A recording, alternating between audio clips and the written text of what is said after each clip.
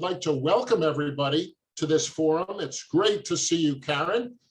And I'm so delighted to see my good friend Riman and to meet Apo. As I mentioned a minute ago, it's always our preference to gather people in person. We will have an opportunity to be with Karen and Riman and Apo in January in Jerusalem at Mekudeshet. And no doubt there'll be many opportunities to share that experience more broadly with the people who aren't on the mission, but are on this call. Mekudeshet is one of the most remarkable places that gathers the most amazing people. And they've been doing it for years, but we in the States don't hear nearly enough about them. We don't see nearly enough of their content. Heart of a Nation hopes to change that. We want to amplify your amazing work. We want to amplify as much as we can the people that you've brought into this place. And Karen, you have been a leader for many years of that effort. You're also such a dear friend of mine and other people on this call. Thank you so much for your leadership within the Heart of a Nation Executive Committee. You are the perfect person to get our discussion underway today, and I'm going to turn things over to you now. Thanks, Karen.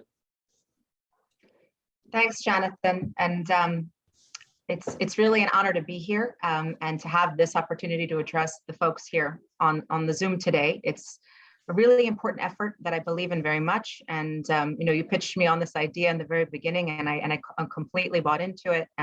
It's really extraordinary to see all the great work that's been done in such a short time.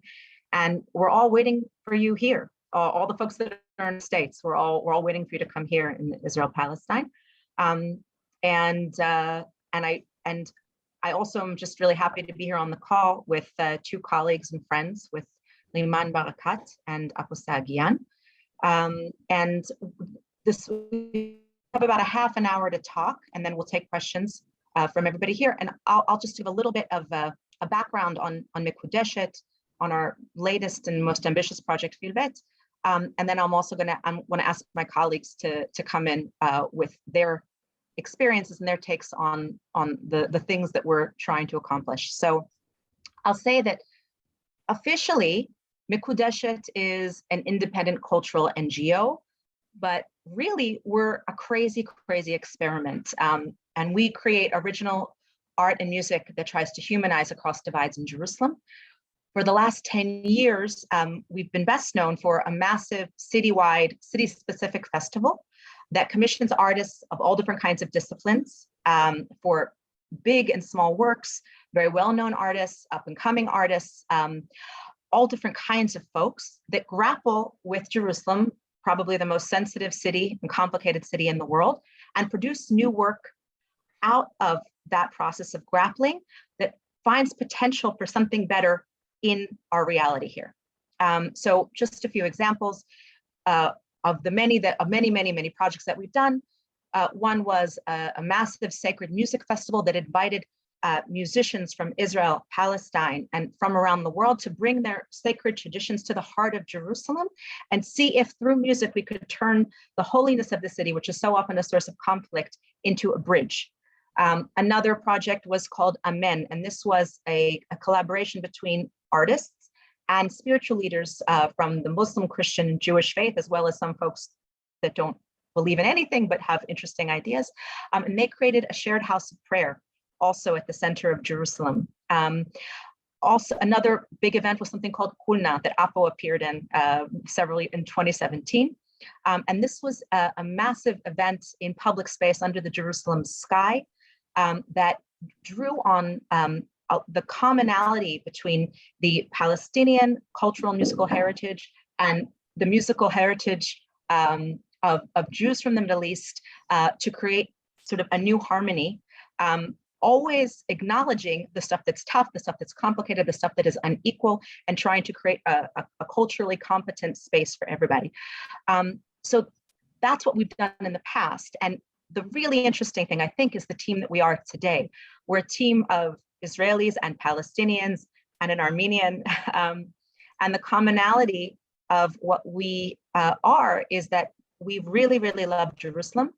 And we believe that if this place is the one where all of the challenges of this country are felt most acutely, then this is exactly the place where we need to work. That we shouldn't run away from the challenges or run away from the fractures, but rather dive into them and see what we can create together to get out of them or to heal them. So the exciting thing is, and hopefully you'll be hearing about this a little bit more publicly soon, is that in 2020, we, as I said, launched our most ambitious project yet. It's Feel Bet, which is a polyglot of Hebrew, Arabic, and English, meaning feel at home. And it's a new culture house on the invisible border between East and West Jerusalem, atop the magnificent Sherover Promenade, that is envisioned, curated, produced, staffed by a collective of creatives that represents all of the sectors of Jerusalem. Apo was the sort of the founding artistic director of Feel Bet, and Riman is the person who, without whom we would never have had a diverse collective to begin with. And I'll say that we're in Feel Bet, all three of us now. And if our technology was a little better, we'd give you a tour of the place. I tried, but it's nighttime. It doesn't look so great, but the place is absolutely spectacularly beautiful. It includes a performance venue, a club, a digital broadcasting studio, a bar cafe, a co-working space. And we're looking forward to hosting folks, those of you that are coming on the trip in January, and also those of you who might come at other times. And we aspire all the time to the highest levels of cultural accessibility, which is not a simple thing, because as I said, we're a very diverse group, not only that because we have Palestinians and Israelis, or folks from West Jerusalem, folks from East Jerusalem, Christians, Muslims, Jews, but within our groups, there is diversity, and not just a diversity of ethnicity, but there's a diversity of ideology in our organization, diversity of opinions, which is very, very important. And so with many different pieces of a complicated Jerusalem puzzle that can never all fit together exactly perfectly at once, right? If you have, on the one hand, an ultra-Orthodox component of our organization that has its needs and requirements in order to participate in what we're doing, and you have Palestinians on another side, and you have the very small minority of Christians in the city, unfortunately, that's gotten smaller and smaller, and you have secular Jews, and you have all different kinds of folks here. There are moments when, and we're not going for the lowest common denominator. We're not trying to say, what can we do together that we can all do at once, and how can we erase how can we sort of leave the parts of our identities that might complicate our meeting so that we can be together? No, that's not what we're saying. This place is very much about bringing your identity with you when you come into this place, with all of its richness, its complexity, and even when sometimes our identities can challenge one another, and the needs of, for example, a Haredi man who wants to participate in a cultural event versus the needs of a woman who wants to sing. These two can sometimes come into conflict, or issues with kashrut, issues with wine, issues with all sorts of things. This is a space where we don't try to hide those complications, but we try to be very deliberate about how we deal with them and how we use art to sometimes get beyond what you couldn't get beyond in other ways. I'll say, let me see. I'll say maybe one other thing before I invite Riman and Apo to join in the conversation. I think there are two things, that we really believe in here. I mentioned Jerusalem, so there's another couple. I think that we have a really firm belief in art as a transformative force that is sensible and nimble enough to do things that other things cannot. And that when all else breaks down, art and music sometimes can break through. And I think we also very much believe in this crazy experiment that we're doing together, practicing it every single day. I think there's a common notion here that the best critique of what's wrong is the practice of something better. That's what we're trying to do here at Feel Bet through art and culture. Riman, do you want to take over? I'll say that Riman Barakat was a dear friend. I met her really at one of the darker times of the last 10 years, towards the end of the 2014 Gaza war. It was a moment when we had been in this organization trying to create relationships with the cultural institutions in East Jerusalem. We'd had some success, though not tremendous success, and the war happened and everything sort of just broke down. And we were looking for somebody, and at the moment Riman was looking for somebody, and it was very unusual to be looking to cross the divide at that moment, and Riman has a very sort of impressive history of doing all kinds of activism in the peace world. She's also an entrepreneur and has the organization created the business Experience Palestine, which takes people to see a side of the West Bank and East Jerusalem that is not the one that you see on TV, the creative side, the entrepreneurial side, the artistic side. And I'll say that, this art organization exists for now 11 years. Riman joined us we met in 2014, she joined us in 2015. And while we had always said that our organization really cared about diversity, practicing diversity in Jerusalem, there's a big difference between declaring that you want to do it and actually knowing how to do it. And Riman is really the person that that changed our world. Oh, all right. So I joined the Jerusalem Season of Culture as Karen. Karen, you'll have to go on mute. Yeah, Karen, yeah. Okay, Again, much better. All right, so indeed, like I joined the Jerusalem Season of Culture at a time when I felt the crises in Jerusalem, and where I've kind of like tried many other things when it comes to bringing Israelis and Palestinians together. And meeting Karen, meeting the Jerusalem Season of Culture was an invitation to kind of find other answers that I haven't seen coming, I haven't envisioned before. And really, since 2014, the work that we have been doing in approaching Palestinian community and Palestinian artists has required us to sometimes be slow, but very consistent. And despite like all the crises that Jerusalem has been through, slowly this community became a resilient community that acts together. And I want to say that where we sit right now, on the seam line between East and West Jerusalem, the task, my personal sort of mission and task of bringing people together and finding a way to heal Jerusalem. Also, when it relates to me, I grew up in East Jerusalem, witnessed the first Intifada. So whenever there's violence in Jerusalem, this brings many painful memories that I don't want to go to these places. I don't want to be in that consciousness of fear and despair. And what we're doing right now is offering that kind of hope and that kind of transformation that art offers us. I want to say that the sphere of art and culture, especially in East Jerusalem, is a very sensitive one, and that's because art and culture in East Jerusalem or art and cultural institutions have kind of been the institutions that took over the mission to represent Palestinian identity and heritage after many years of an absence of a political leadership in Jerusalem since the death of Faisal al-Husseini. And when it comes to Palestinian art and culture, it does not know a green line. It is that sphere that unifies the Palestinian identity identity.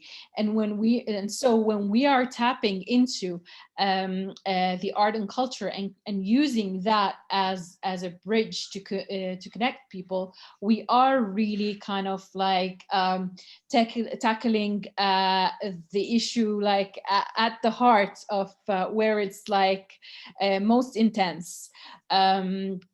And again, I say, you know, like, for example, during the war in May, one of the things that I kind of felt, you know, I was glad to see that many Israelis approached me, approached other Palestinians to kind of like check in on how things are going, and so one of the things that I felt has changed is that there is now that kind of connection and community that is from the both sides that speaks a different language, and that is able to solutions. And see, first started to work in Mekudeshet and be present sometimes in other Israeli organizations, I would be kind of like one, if not the only Palestinian in the room. And today, Jerusalem feels like there is a basis for a future that is going to be different. And for me, this use of this tool of art and culture is a very significant one. I want to say that at Filbet, we have all kinds of artistic creations. And some artistic creations are catered and targeted towards the Palestinian community in specific or predominantly, and others are more mixed. So there's also like that space of like expression of the Palestinian identity with an invitation to also for Israelis to peek in on what's going on in the Palestinian artistic sphere, which also gives a place of identity and expression of its artistic productions, as well as connects the two peoples. I'll stop maybe here, and unless Karen, you think of something that you would like me to address. I think you did a great job. I think you got it. Thanks, Riman.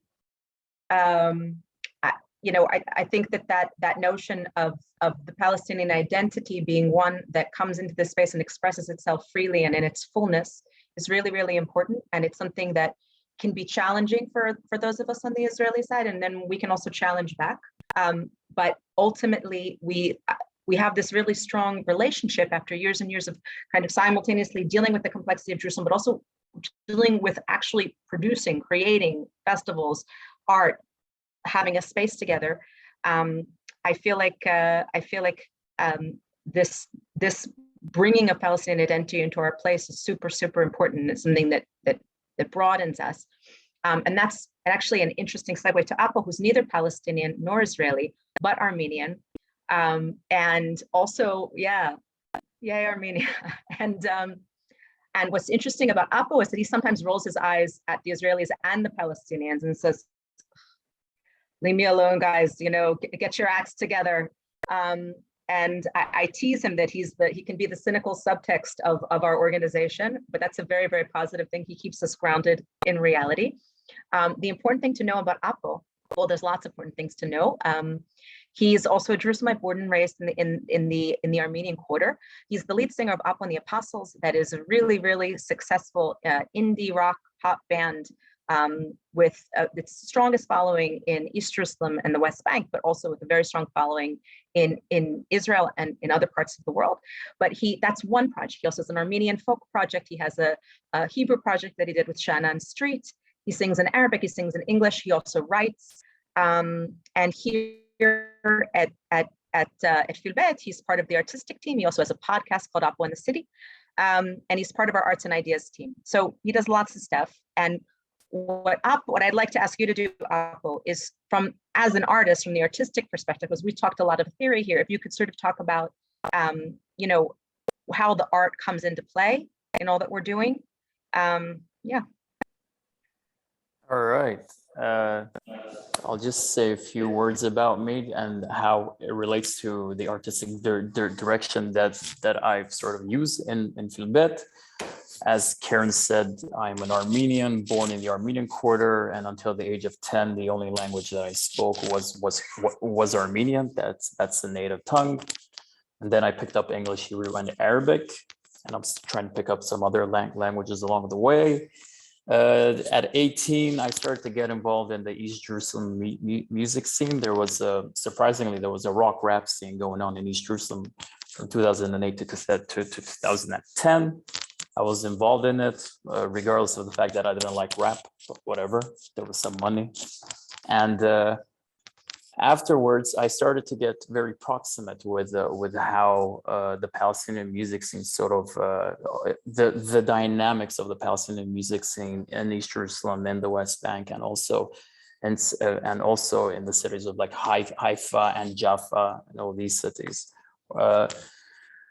I got involved with Mekudeshet starting from 2018, and I was around when we came to Filbet, and as Karen said, I was one of the artistic directors that was present when Filbet opened up its doors. The way that we approached art in Filbet was that we were trying to make sure that the art and the content that we present in Filbet spoke to Jerusalemites first and foremost, because at the end of the day, this is a house for Jerusalemites. We lost Present. you, Apo. Really? Just for a second, just for the last sentence. You're good. All right.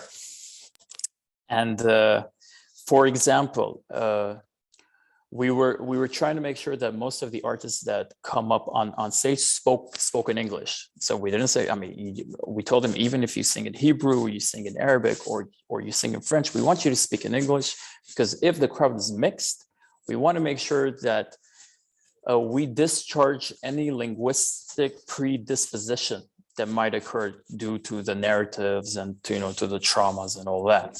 So and English was a good icebreaker. That's the term, right? In English, it was a good icebreaker, and in a sort of way, everyone felt like that they were welcome when the artist spoke in English, right? The Palestinians felt like, okay, this is not an overtly Zionist place, and the Israelis felt like this is not an overtly Palestinian place. There's some middle ground here, and that is where it helped.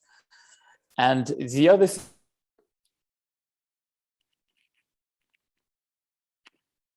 when being proximate to the Palestinian music scene, we tried to make sure that if there was content in Arabic, that we would sort of find a way to present. Is Apo breaking up for everybody, or just for me? Wait. We're just Okay, I'm going to switch. I'm going to get onto a different, I'm going to go into a hotspot, because maybe the three of us being online on Zoom at once is an issue. I'll get off and come right back. So where did I break off? Like 2 sentences ago. All right. For example, some of the projects that I was an artistic director on, one of them being called Ade, for example, is that because of the sensitivities, the cultural sensitivities that Riman touched upon, that sometimes Palestinians would not want to go to an Israeli venue, or a venue that is associated with being an Israeli venue. Despite the fact that Palestinians in East Jerusalem do not have venues with the necessary facilities, right, just like Filbet does have. So the way that we went about it is, okay, we created a project called Ade, which reminds you more of like the Greek taverns, or if you go to the Balkans, you have like the kafanas. sort of like that, which the Palestinians have their own sort of, they have their own version of it.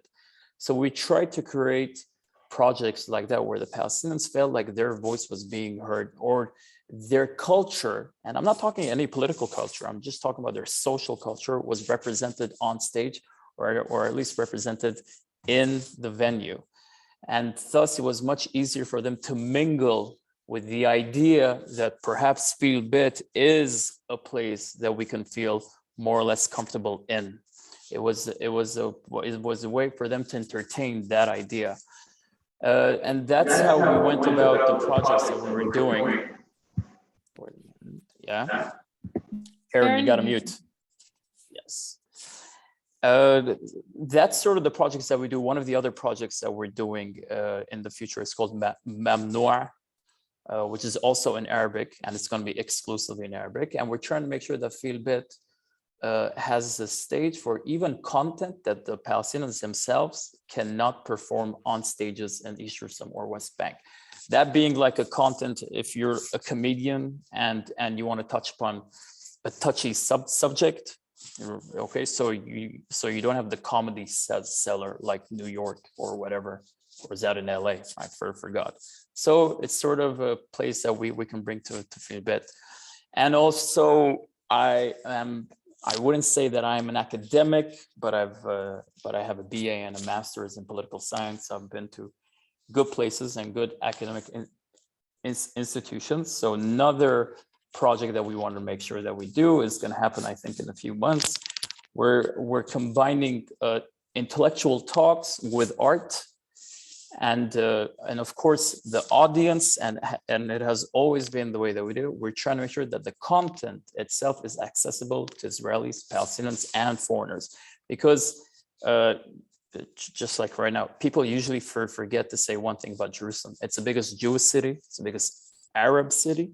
It's also the biggest expat city. So you got to make sure that any content that you do targets three of them at the same time, simultaneously and equally.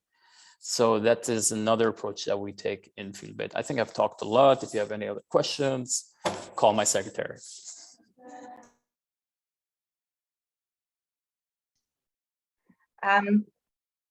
Okay, maybe it's time to turn it over to questions, Jonathan.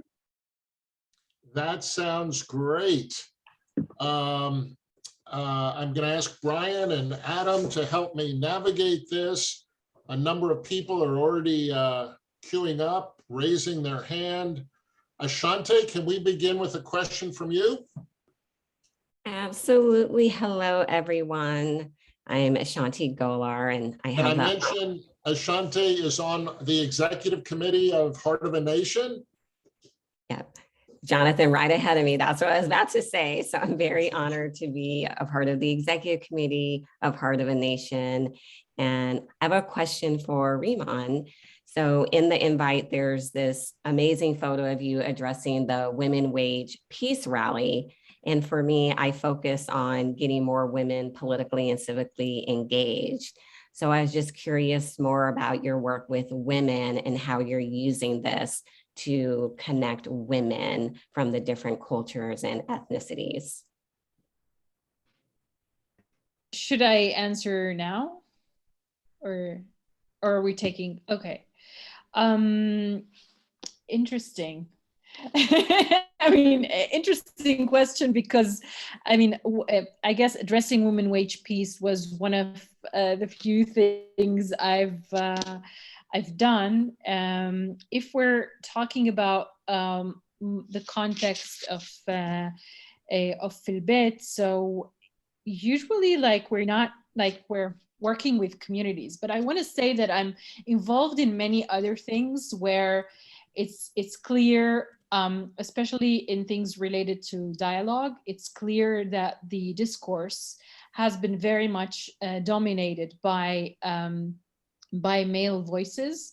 I was recently, just a few weeks ago, in these 5 days of dialogue with a group of Israelis and Palestinians. And it's clear that we're still, I mean, we still have a lot of work to do. both in Israel and in Palestine.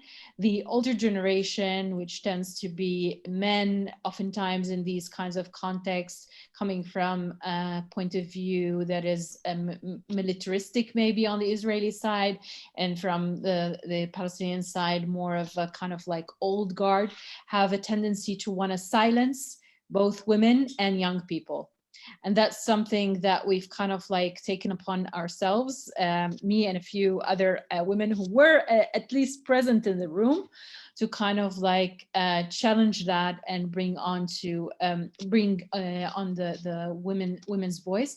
And especially kind of lacking in this discourse are emotions, and many times these male voices are sort of dismissing emotional aspects, whether they are fear and trauma, mistrust, which are really at the heart of why we are stuck in the conflict. And our kind of mission in that forum was really kind of so it was really very interesting to see how when one of the guys who was like a military general, by the last day, he was like saying, you know, I've been in this kind of dialogue for so long. It's the first time that I'm in this kind of forum and we start to speak about emotions.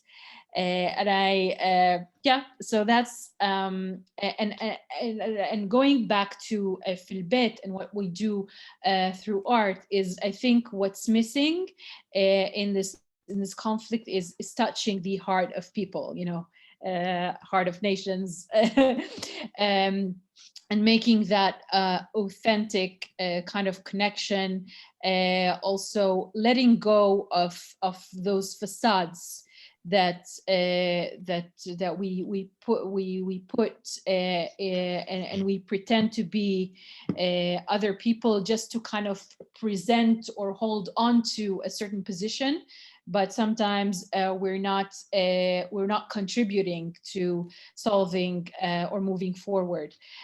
So yeah, kind of being authentic, being with the heart is I think something that we do very well here in Filbet. Thank you, Riman. I see Ari, Jonathan, I see Ari Roth and Emily Zimmerman and Rebecca Goober. Okay, Ryan, you and I have different cues. We're going to step on each other's toes a little bit. I think I've got Adi from Dimona up next. Okay. Hi, good evening. First of all, before I ask the question, I just noticed when Karen was talking, she spoke about belief in art, and I write in Hebrew, and then I said, hey, emunah and omanut, the words are so close, which I really like that connection. I wanted to ask, is everything political in Mekudeshet? Do the stories, the themes, are the projects, are they all politically oriented? Do they start political or do they become political on the way, or is it things that are connected that don't deal only with the conflict? And the question is, it's definitely not all political, not even remotely all political. At least not in the everything, you know, political with a small p. Everything is in the sense that everything is political and art is political, and what we're doing is, but we're not creating political art, right? We create art. And I think art at its best is about capturing something very real in the human condition. Art is really about humanizing. And art is something that, when it's good, gets you beyond political abstractions and gets you to complexity, heart and soul, the human condition. So no, we talked about a lot of the process where we deal with these issues, but it's only a part of what we do. It's a big part, it's an important part, but it's not how we spend all of our days. We dance together, we party together, we create beautiful things together. We create, concerts and films and salons and workshops. And most of it is about telling stories, really. It's about telling real stories about real people. And doing something that allows you to see a side of a person that you couldn't have seen in any other context. That's what the artistic lens hopefully does. But no, we're not creating, drawing, I don't know, pictures of the borders that don't exist or something like that. Anybody else want to contribute to that? I just want to add just that. I just want to add that the context, the reality that we are in Jerusalem, and also now that we moved to Filbet, we are on the seam line between East and West Jerusalem, and our role is oftentimes to provide a response. It could be an artistic response to what's going on. But we also cannot ignore this context. We cannot ignore the fact that we are in the midst of Abu Tor, Thori, and the neighborhood that's around us, and in turn the reality also asks us to respond, but we do respond artistically. Thank you. Brian, you said that Ari Roth had a question. Thank you. What a splendid presentation. All three of you are remarkable. And I think you're really modeling a kind of cultural cohesion, showing us how the work is done and putting content at the center of it, and asking audiences to get absorbed in the things you produce together. It's beautiful. I do want to ask you about your biggest challenge in a way, and how you negotiate those challenges together. I mean, you are on the seam of some very, very tough challenges around issues of radical politics, around issues of normalization, the anti-normalization movement, the cultural boycotts that you definitely are confronted with and have to nimbly negotiate your way through. Talk about even the name. You've referred to two different names, Mekudeshet and Jerusalem Season of Culture, and one name doesn't go down so easily in another community. So how do you just finesse your name identity, and how cohesive are you in the solutions you've come up with? I think Apo and Riman, you should take this question definitely. It's all the stuff that you're talking about. We have lots of experience, and we're very well aware that we have name issues. We actually have three names now. We have Jerusalem Season of Culture, Mekudeshet, Filbet. Jerusalem Season of Culture works great for Haredim. Mekudeshet does not, nor does Filbet. Mekudeshet is the name by which we're very well known in the Israeli art scene. That's our claim to fame. And Filbet works very well with Palestinians, and Jerusalem Season of Culture also. But anyway, complicated. But Riman and Apo, you guys take the rest of this question. Apo, you want to say anything? Sure. So basically, I mean, it is about community, and the community that we have built over the years that has become resilient. And that's how we navigate the challenges of anti-normalization and BDS. That's one way of putting it. And I mean, and also the fact that we have people on our staff, for example, when it comes to the Palestinian community, we have people who have very strong Palestinian national identity. And that is important, and that gives legitimacy to who we are and the voices that we express, and also how we communicate to the outside world. I mean, that we anticipate further challenges. I'm sure there will be further challenges, but what we have learned over time is basically that that this community that we have kind of invested in over a long time, and by community, I'm not talking just about the core group of staff, but also a few circles of artists, creatives, audiences that have become familiar with our work and see themselves as a part of this community. And that's what allows us to continue to be strong. And we hope that we can even grow even further. I hope I answered your question so far. And being sensitive and culturally competent, realizing that we are in a space. For example, we are in Abu Tor. In the last 2 summers, we've had music performances and a sort of a festival in the park promenade next to us. And that the people from the neighborhood also, we made sure that they feel that this is also theirs, that they're not coming to an Israeli event only.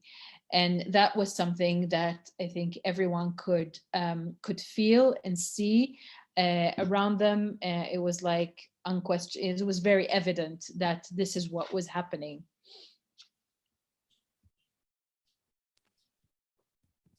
I'll just say something very briefly. Well, a challenge for me being an Armenian is Jews and Arabs. I mean, that's the #1 challenge that I have to face with. But no, I'll give you, look, sometimes the way that I go about it is that I don't overthink. If there is a project that I think is going to work out and I feel good about it, and if I feel like the project and the people involved with the project will not necessarily make Jerusalem better, but they will definitely not make it worse, then I'm down for it. And one of the projects that we had, the Ade project, as I told you, was trying to make a taverna sort of atmosphere here in Flibet every Thursday night with a live band and then a DJ and an after party. In May or in April, when was the civil war here? We had like a civil war here a few months ago. And during the civil war, when all of the bars shut down and all of the clubs shut down, and we had to shut down as well because of the sensitivities, I actually got texts and people asked if Philbet was open, or if it was going to be open on that Thursday night when they know there's going to be that project, it's going to be in Ade. And I felt like people were saying, in this madhouse that's on fire, there's at least one place where I can have a drink for 2 hours and then go back out into the madhouse. So it is a challenge. And when it comes to the name, I mean, look, I'll be very honest, from the river to the sea, there's one currency, and it's called the shekel. And that's a Hebrew name, and everybody says it. With names, you can play around with it, you can juggle around with it. But again, it's all about not overthinking, because once you overthink, you're never going to cross the river. Rabbi Erwin Kula has a question. Hi, everybody. I want to lift up one thing that Karen said that struck me. I mean, all the presentations were excellent, and that is that the best critique is to do something better.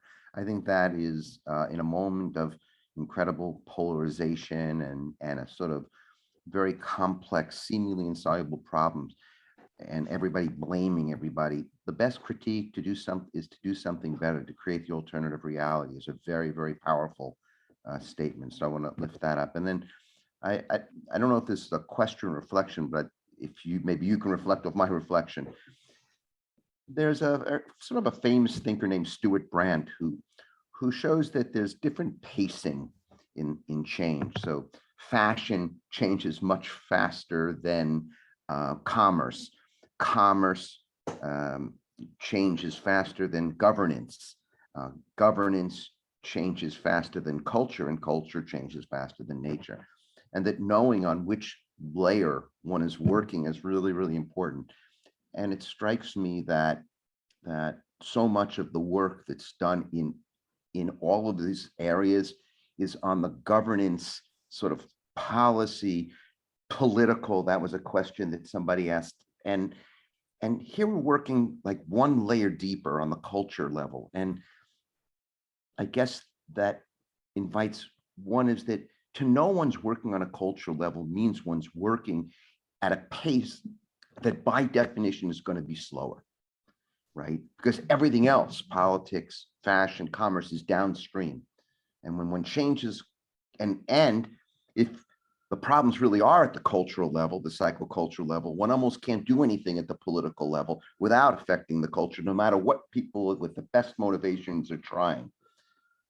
It strikes me when I listen to all three speakers that there's impatience, obviously, because you want to change the political. And on the other hand, there's a tremendous hopefulness about what's possible at the cultural level. So I don't know if it's a reflection, but if you could reflect on sort of that gap between the pace of change in those layers. Thank you, Erwin. Who wants to start? Me? Okay.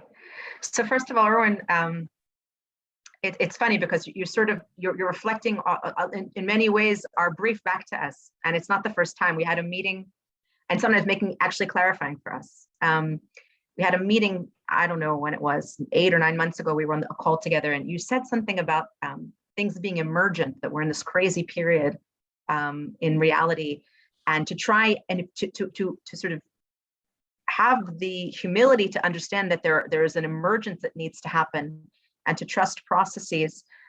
It was something that I'd been struggling to say and find the words for, but it was very, very helpful for us, because that's very much what we've had to do, and what we are practicing here at Gilbert, with the strategy, but nonetheless allowing things to emerge. We say that culture, that politics and society are downstream of culture. We say that here a lot. And it's interesting because Riman came from a world that was much more sort of explicitly political. And I think at a certain point, as she's described, had this sense that actually something cultural needed to happen. And we know that if Palestinians and Israelis do not have dehumanize one another, if they don't see the real person on the other side, you can't persuade anybody of a political solution. And there's something really amazing when you are in this house together. We have a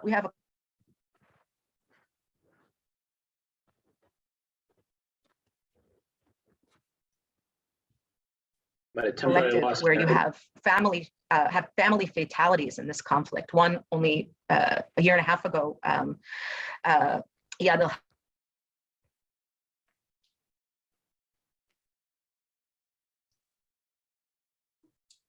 Technical problem with Karen's camera and mic. Yeah. All right, Karen first. Yeah. All right, hold on. Karen, will you join Yeah, Riman? I'm going to come over here. Hi. Oh. So what I was saying is that, we as a collective went through something we've had 2 different team members of ours who had a close relative killed in the conflict in the 10 years we've been together, and others who had the relatives killed at other points in the conflict before we were a team. And we have to deal with that together. And when you see that happen to somebody that when that happened to Raya's cousin, I had just had a baby. And Raya, whenever I brought the baby to work, I would bring the baby to work. That's something you do here a lot. Raya would grab my baby and take care of the baby and fawn over this baby. And when I had beautiful pictures of her with my baby. And when this happened, I sent to everybody I knew in the States this picture of Raya with my baby. And it's a difference when that happens with somebody who takes care of your child that way and loves your child that way. It's an entirely different experience. And that's the experience of our team, but we're also trying through the work that we do, through the art that we do, to give audiences a chance to experience the process that we're going through together as a team, right? These these bubbles that are bursting for us, these blind spots that are being illuminated by the process we go through, we try to bring those then to our audiences and create an artistic context where they can have the same thing happen. Does that make sense? Yeah. Perfect. I don't even know if I answered the question, but You did. I got a little bit distracted. Yeah, You you can, did. you want to stay? Or maybe bring a chair? Amazing. I don't know. Keep going. Okay, I'm going to ask Rebecca and then Mohammed to pose questions. Rebecca? Hi, everyone. I'm so excited to come visit the new space. I just, look forward to seeing what you've built. And I was wondering if you could share how you think about the power of the art and culture you're creating and how it can impact beyond the borders of the place that you are, and how might it be part of the conversation about Israel and Palestine, given what seems to be happening in the mainstream art world, particularly with the PACB boycott and beyond. So I'm curious if that's part of your conversation, since many of us are outside in other places. Fabulous. Thank you, Rebecca. Karen, are you here? Are you back? Or okay, so I'll take this until Karen sets up and see if she wants to add anything. So yeah, we do kind of we do create artistic works that aim to model something that seems impossible. So we had this concert out of broken instruments that was composed of the composers. One of them was Palestinian from Lod. Another one was more like two others were Israeli, but we involved also different parts of the communities. So from East Jerusalem, there were religious people, professional, non-professional musicians. So a whole range of diversity when it came to producing. Mostly if I can give an example of something that we have shared with the world, we have been creating throughout the festival journeys to dissolve boundaries, which were audio works that take you through the streets of Jerusalem, the people of Jerusalem, the stories of Jerusalem. And we've produced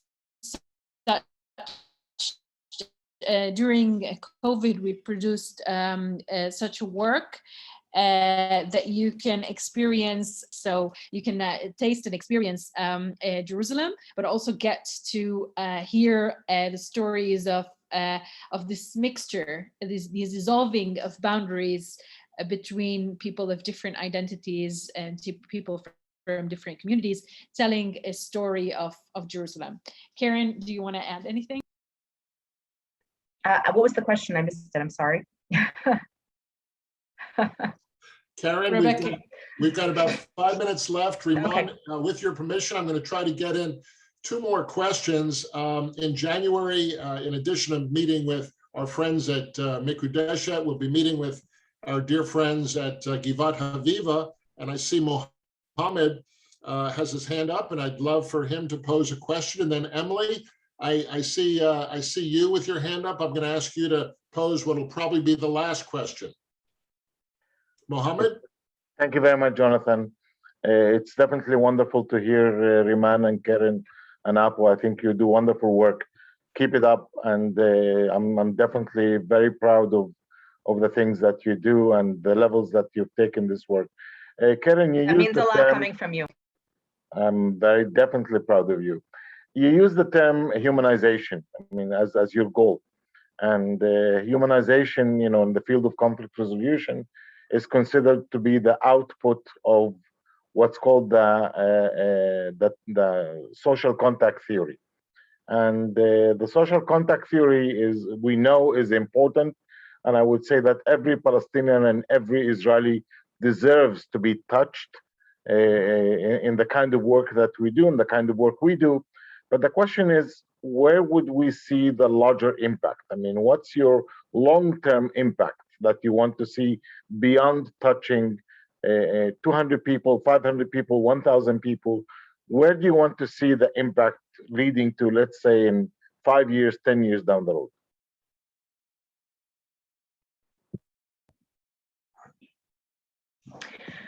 It's a great question. And because I deal with fundraising, I have to answer it quite a bit.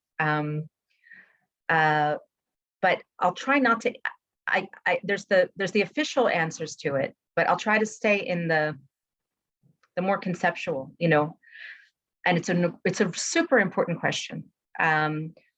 What we try to do is, first of all, and we've always done this in Mekudeshet, not merely in the Palestinian-Israeli context, but in the Jerusalem context itself. We started this organization 11 years ago when Jerusalem was coming out of the second intifada. It was sort of brought to its knees, and people had really lost faith in the city. Palestinians had left, young creative Palestinians, young creative Jews, Israelis had left. What we try to do is we try to show, Riman mentioned this, we try to show people that something is possible that they didn't realize was possible, and then invite them to sort of come into that space and start creating. We try to model something that people thought was impossible, and then watch it come into reality as something that is now part of consciousness and now a model that other people are embracing. So for example, when we did Kulna, which was this was sort of hailed in Jerusalem circles as a watershed event, because it was this event of 2,000 people with a sizable Palestinian contingent in the audience, but it was this event that played off of the Middle Eastern culture I mentioned of Palestinians and Jews. And it was equally in Arabic and Hebrew. From the second you walked in, the security was Palestinian and Israeli. It created a shared space that sort of no one had ever really seen before in Jerusalem. And once that was out there in the world, other organizations started imitating it, right?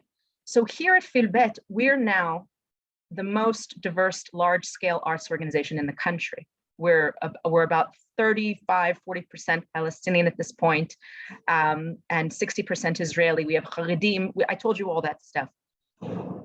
Most people don't even realize that's possible. When we model that, we hope that we see how some of the other people are saying, wait, we need to start working more with Palestinians on the Israeli side, or Palestinians that are saying, wait a second, if Apo and Riman can do this, and Apo, even though he's not Palestinian, is a figure, I can walk in here too. And the other thing that we're doing, for example, we sit on the seam line between East and West Jerusalem, and the park that's below us, the Sherover Promenade, is a wounded public space. It's massively beautiful, gorgeous. In some ways, it's very symbolic of Jerusalem itself, but it's completely underutilized because it's been a place of tension between Palestinian and Israeli neighborhoods, rich and poor. And we're going into that space regularly in the summertime, bringing culture that is for everybody, and also it's produced for everybody and it's communicated for everybody, and trying to revive a public space in Jerusalem that is not just shared because it's practical, like the zoo or the bus or the hospital, but it's shared proactively because people want to be there together. And increasingly, hopefully, will feel confident walking to the space and saying, I am proud to be here. I'm not just here by chance.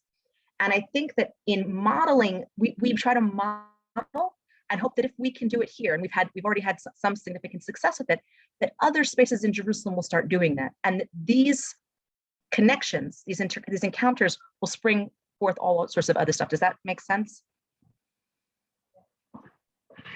Very much. Emily, we're running a little long. You want to ask a quick question from Charlotte, North Carolina? Well, thank you. No, it can wait. It's a methodology question about dialogue and the intentional use of it. But Emily, why don't you pose, as a member of our board, why don't you pose that question in person in January when we travel together to Jerusalem? Sounds splendid. Thank you for the work you're doing. Thank you to everybody. Okay, Thank you for listening. I just want to thank Karen and Apo and my dear friend Riman. I can't wait to see you all in just a couple of weeks. I also want to remind everybody on the call that we do these online forums pretty regularly. The next one is December 8th. It'll feature the amazing work of Ashante Golar and the organization Emerge, and she's got a couple special guests joining her.